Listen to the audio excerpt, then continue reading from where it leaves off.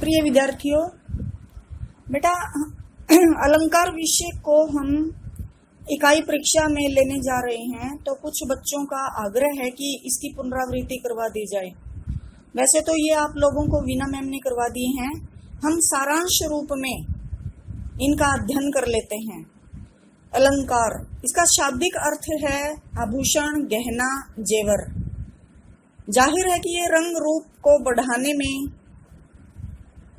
सौंदर्य को चार चांद लगाने में काम इसका कार्य रहता है। किसी भी स्त्री के रंग रूप की शोभा को और ज्यादा उसमें बढ़ोतरी कर देता है। लेकिन काव्य की दृष्टि से अलंकार से क्या तात्पर्य है? कवि या रचनाकार अपनी रचना में अलंकार का प्रयोग रचना को प्रभावशाली बनाने के लिए करते हैं, उसमें चमत्कार उत्पन्न करने के लिए करते हैं। अलंकार दो प्रकार के होते हैं, शब्दालंकार, अर्थालंकार। शब्दालंकार, शब्द के माध्यम से चमत्कार उत्पन्न किया जाता है। इसके अंतर्गत शब्दालंकार में तीन अलंकार आते हैं, अनुप्रास, यमक और श्लेष। अनुप्रास अलंकार, अनुप्रास अलंकार में वर्णों की आवृत्ति बार बार होती है। प्रास का मतलब आवृत्ति, अनु बार बार, आवृत्ति बार बार, किसी भी वर्ण की आवृत्ति बार बार होना। जैसे रघुपति राघव राजा राम, पतित पावन सीताराम। यहाँ पर र वर्ण की आवृत्ति कई बार हुई है और प वर्ण की आवृत्ति कई बार होने के कारण यहाँ पर अनुप्रास अलंकार है। मैया मैं नहीं माखन खायो, म की पुनरावृत्ति होने के कारण यहाँ पर अनुप्रास अलंकार है। मैया मैं तो चंद्र खिलौना लहो, म वर्ण की पुनरावृत्ति है। चारू चंद्र की चंचल किरणें खेल रही जल थल में। जल थल जो पीछे के वर्ण हैं वो भी अगर उनकी आवृत्ति होती है तो अनुप्रास अलंकार के अंतर्गत आते हैं। ल वर्ण है यहाँ पर, पीछे देखो जल थल, और चौ वर्ण की आवृत्ति है। मुदित महीपति मंदिर आए, सेवक सचिव सुमंत बुलाए। यहाँ पर म वर्ण की आवृत्ति और स वर्ण की आवृत्ति होने के कारण अनुप्रास अलंकार है। तो अनुप्रास अलंकार में आप लोग आसानी से इसको पहचान जाएंगे। वर्णों की आवृत्ति बार बार होती है, एक वर्ण बार बार आता है। नंबर 2, यमक अलंकार। यमक अलंकार में एक शब्द एक से अधिक बार आएगा और अलग अलग अर्थ लेकर आएगा। एक से अधिक बार, 2 बार आ सकता है, 3 बार आ सकता है, और हर बार उसका अर्थ अलग होगा। जैसे काली घटा का घमंड घटा, यहाँ पर घटा है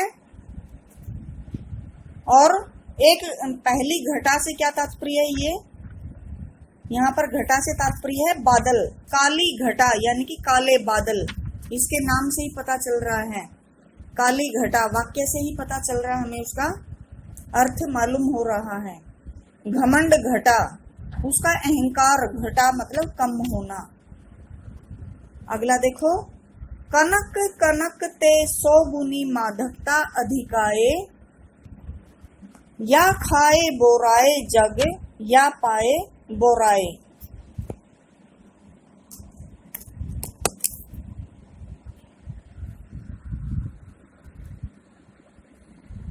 कनक कनक, यहाँ पर कनक कनक ये शब्द जो हैं ये 2 बार आए हैं। एक से अधिक बार हो गए ना, यानी कि एक शब्द, इसकी परिभाषा क्या कहती है? एक शब्द एक से अधिक बार आएगा, और ये 2 बार आ गए हैं। शब्द एक जैसे शब्द 2 बार आ गए हैं और दोनों ही बार इनका अलग अर्थ है। 100 गुनी माधकता अधिकाए, कनक कनकते 100 गुनी, 100 गुणा। मादकता, मादकता होता है नशा, अधिक आय, उसका नशा बहुत ज्यादा होता है। अधिक आय का मतलब अत्यधिक होना। यहाँ पर पहले कनक से तात्पर्य है जो धतूरा, इस पंक्ति के साथ जोड़ेंगे इसको। पहले क्या लिखा हुआ है, या खाए बोराए, खाए से है ना ये, तो पहला है धतूरा, पहले कनक से तात्पर्य हुआ धतूरा, और दूसरे कनक से तात्पर्य है नीचे धतूरा, और दूसरे कनक से तात्पर्य सोना। यानी कि धतूरा खाने से क्या, धतूरा आप लोगों को पता है मादक पदार्थ होता है, गांजा धतूरा, ये नशीले पदार्थ होते हैं। जो कोई भी इनका सेवन कर लेता है तो उसमें नशा छा जाता है, वो अपने आपे में नहीं रहता है फिर। या खाए बोराए, बोराए का मतलब होता है पगलाना, बोरा जाना, पगला जाना, यानी कि उसमें नशा छा जाना। तो कनक खाने से, धतूरा खाने से नशा हो जाता है। और या पाए बोराए, और दूसरे कनक का मतलब है सोना। और जो सोना, स्वर्ण, धन दौलत प्राप्त कर लेता है, यानी कि जितनी अधिक उसको धन दौलत प्राप्त होती जाएगी, ज्यादातर क्या होता है मनुष्य का स्वभाव कि उसमें अहम भाव आ जाता है, या पाए बोराए, और वो भी पगला जाता है। धन दौलत का नशा भी एक नशा होता है। वो फिर अपने से छोटे जो होते हैं निम्नतर, उनको कुछ भी नहीं समझता है, उसमें किस प्रकार का भाव आ जाता है, अहंकार का भाव आ जाता है। तो इसके दो अर्थ होने के कारण एक शब्द के दो बार आया है, और दोनों बार ही अलग अलग अर्थ होने के कारण यमक अलंकार है। तीसरा है माला फेरत युग भया, फिरा न मन का फेर, कर का मन का डारी दे, मन का फेर। माला फेरत युग भया, माला यहाँ पर मन का और मन का, ये दो शब्द एक जैसे शब्द दो बार आए हैं ये, और दोनों बार इनका अलग अलग अर्थ है। देखो माला फेरत, फेरत का मतलब होता है माला फेरते हुए, यानी कि राम नाम का जाप करते हुए। जो राम नाम की माला होती है ना बेटा, उसके मन के जो होते हैं, उन मनकों को फेरते हुए, उसका जाप करते हुए। जुग, जुग का मतलब बहुत लंबा अंतराल, युगों बीत गए। भया का मतलब होना, माला फेरते फेरते सदियां बीत गई, मतलब बहुत लंबा समय हो गया। फिरा न मन का फेर, लेकिन माला तो फेर रहा है, वो अपनी तरफ से तो पूरी कोशिश कर रहा है भक्त, लेकिन उसके मन का फेर, मन में किसी प्रकार का कोई बदलाव आया ही नहीं। मन में वही मतलब मैल बुराइयां व्याप्त हैं उसके हृदय में। तो संत कबीरदास जी क्या कहते हैं, ऐसी माला फेरने का फायदा है बेटा, कर का मन का डारी दे। तो संत कबीरदास जी कहते हैं कर का मतलब होता है हाथ, हाथ का मन का, डारी का मतलब छोड़ना, कि हाथ से जो मन का फेर रहे हो तुम, जो दिखावा कर रहे हो, ढोंग रच रहे हो, उसको छोड़ दो, कोई फायदा नहीं है ऐसी माला जपने से। हमें किस चीज का मन का फेरना चाहिए, मन का, यानी कि हृदय का, हृदय का मन का फेर, यानी कि अपने हृदय में बदलाव ला, अपने हृदय से अच्छे काम कर, अच्छा महान चरित्र बना, शुद्ध चरित्र से मन, वो जो माला का मोती है वो फेर, यानी कि हृदय में किसी प्रकार का पाप मत रख। अंतरात्मा अगर शुद्ध है हमारी, तो ये सब दिखावा करने की कोई जरूरत नहीं है। तो संत कबीरदास जी ने कहा है कि मन का फेर, हृदय का मोती फेरो। तो यहाँ पर पहले मन का मतलब है राम नाम की माला का मोती, और दूसरे मन का मतलब है हृदय का, हृदय से संबंधित मतलब।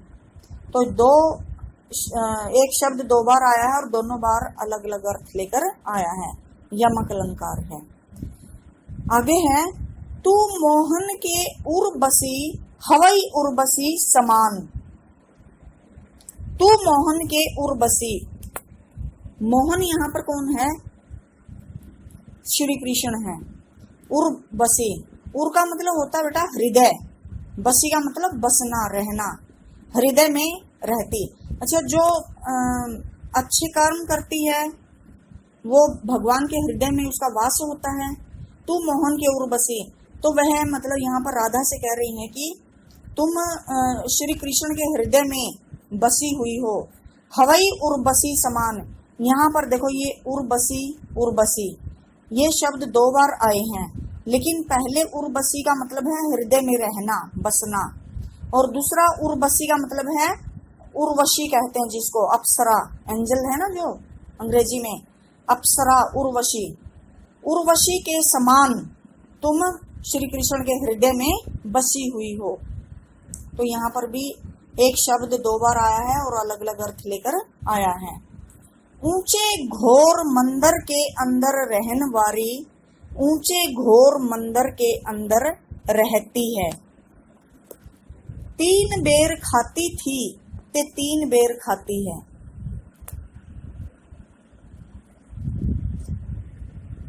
यहाँ पर देखो, ऊंचे घोर मंदिर, मंदिर मंदिर, दूसरी पंक्ति में भी ये मंदिर मंदिर शब्द जो है 2 बार आया है। और ऊंचे, ऊंचे का मतलब ऊंचे ऊंचे, ऊंचे घोर मंदिर, घोर का मतलब बहुत बड़े बड़े, विशाल, बहुत ऊंचे, ऊंचे घोर विशाल काय, मंदिर के अंदर रहने वाली, यानी कि यहाँ पर जो रानियों के बारे में है कि जो रानियां थी, जब उन पर विषम परिस्थितियां उनकी आ गई, तब उनकी दशा कैसी थी और पहले कैसी थी जब उनके अच्छे दिन थे।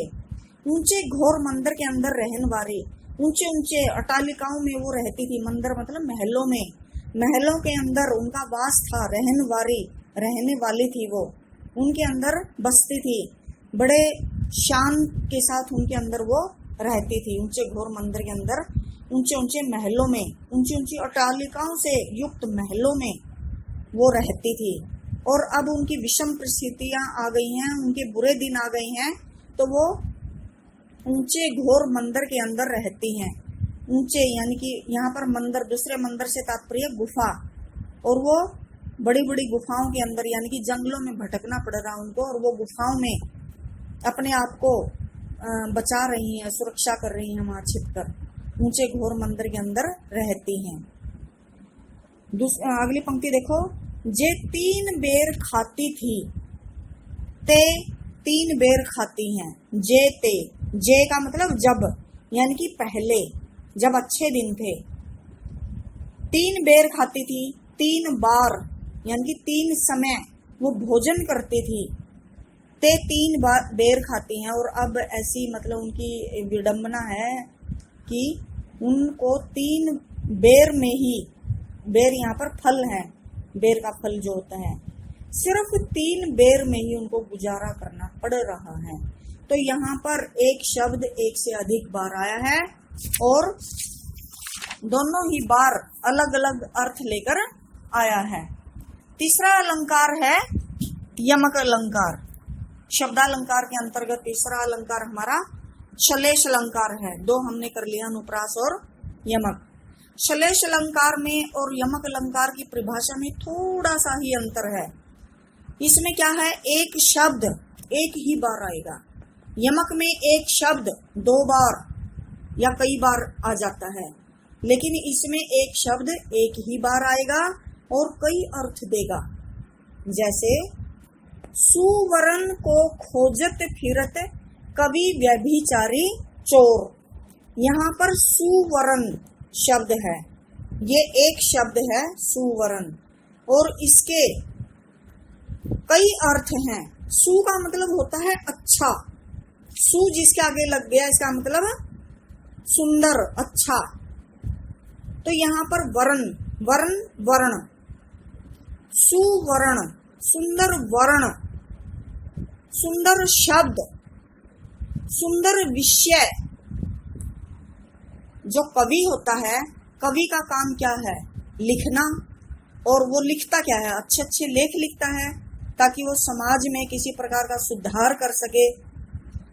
तो समाज के लिए लिखता है कवि, उसके उद्धार के लिए लिखता है, समाज में प्रेरणादायक रचना का वो रचना को रचता है।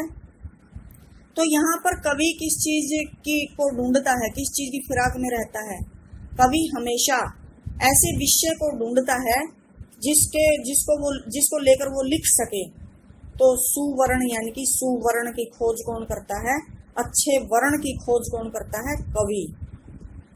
दूसरा सुवर्ण का अर्थ है बेटा सुंदर काया, रंग रूप।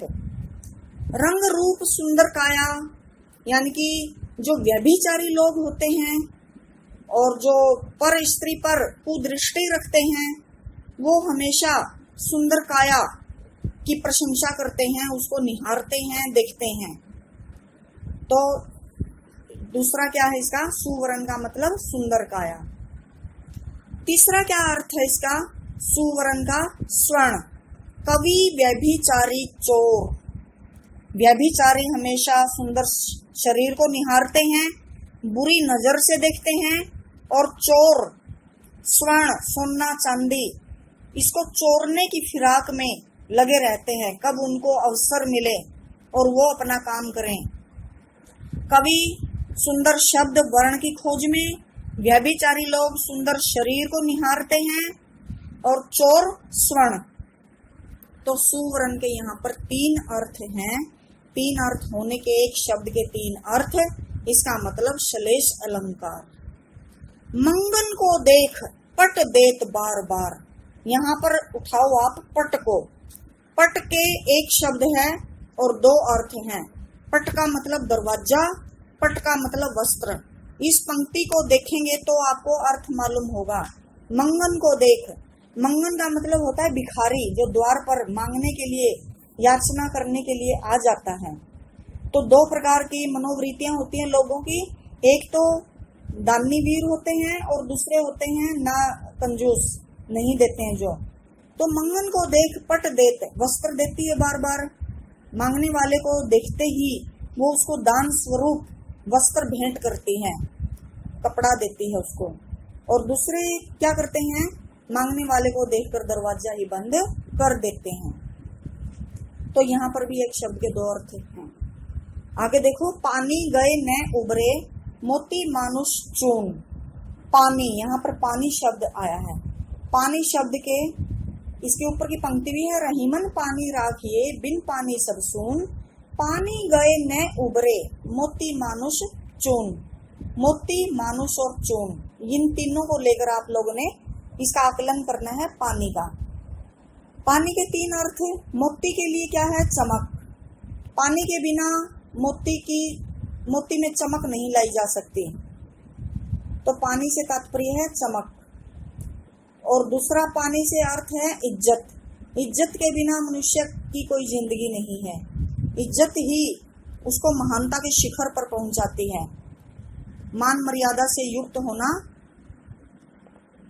मनुष्य के लिए जरूरी है। तीसरा है पानी से तात्पर्य जल। जल से ही चून का स्वरूप है, यानी कि चून को जल से ही भिगोया जा सकता है। तो ये पानी के 3 अर्थ हैं, इसलिए यहाँ पर श्लेष अलंकार है। तो बेटा हमने शब्दालंकार किए हैं आज। शब्दालंकारों को आप इसकी दोहराई कर लीजिए, एक बार अच्छे से इसको पढ़ लीजिए, अध्ययन कर लीजिए। उसके पश्चात हम अर्थालंकार करेंगे। धन्यवाद।